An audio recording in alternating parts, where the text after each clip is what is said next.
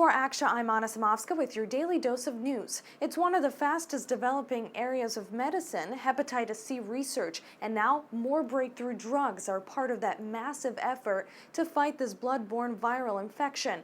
Aksha's Dr. Josh Bloom gives a thumbs up to these new so-called Me Too drugs. Pharmaceutical companies' war against hepatitis C is one of the most successful campaigns that you'll ever see. It started back in the 1990s when the virus had just been identified and characterized, and the treatments for it were terrible. They didn't work well, and they had such bad side effects that a lot of people just dropped out because they couldn't take it. So just about every major drug company jumped in and started doing huge amounts of hepatitis C research.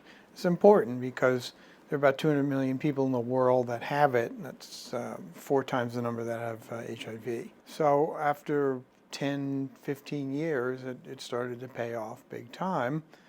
And in 2011, the first 2 specific antivirals for hepatitis C were approved. And the cure rate went from 40 or 50% up to 80%, which is a really big difference. There's some problems, there's some side effects with the drugs. They were far from perfect. And since then, a bunch of other companies who are maybe a couple of years behind have now come up with things that are substantially better.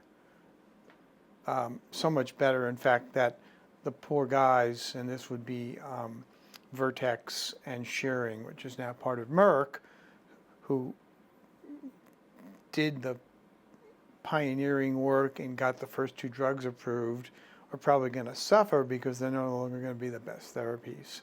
But that's common. I mean, that happens in the world of drug research.